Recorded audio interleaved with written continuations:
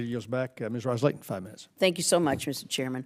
Thank you, Mr. Brennan, for being here. Because of your long history with the agency, I think that you're the perfect expert to give us some historical perspective on how long Russia has been at this active measure campaign. How long would you say that Russia and the Soviet Union sought to undermine the process of our democratic framework here in the West? For many, many decades. For decades. And did Russia attempt to collect intelligence on specific U.S. presidential candidates or target political parties or organizations in the U.S. before 2016, or was it more of a general campaign? Yeah, well, I would defer to the Bureau, which would have the investigative lead in terms of what might be happening here on U.S. soil. But I know that, again, the Russians try to cultivate relationships with individuals, but again, I would defer to the Bureau. Thank you. Can you provide any examples of past Russian or Soviet active measures, as they're called?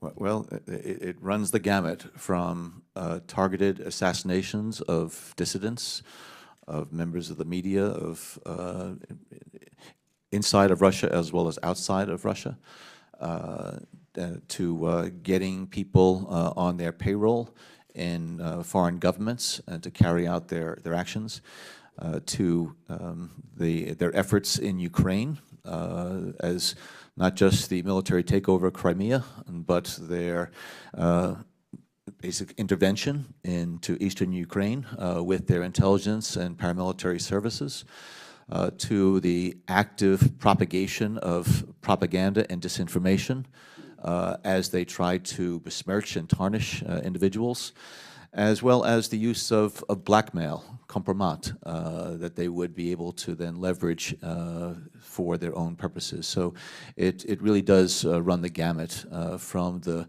most heinous and violent to that which is much more subtle and insidious. Yes, the scope is alarming.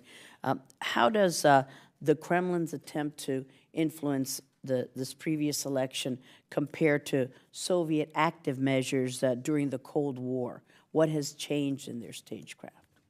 Well, I think when we talk about U.S. presidential elections, and we know that the Russians were trying to influence outcomes as well as perceptions back to the 1960s, I believe.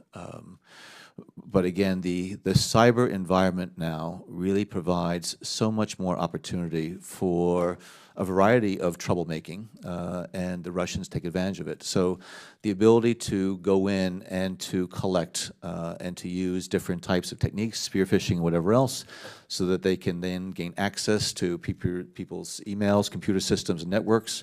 It is something that the Russians are quite adept at.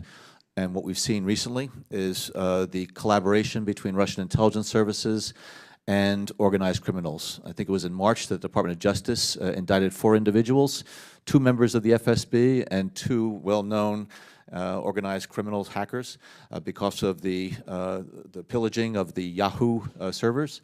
And that collaboration between Russian intelligence and Russian organized crime, I think, is more and more of a concern, so that they can promote their respective interests. So this is something that I think the Russians are looking for new opportunities to partner with whomever they can in order to do what they want to do.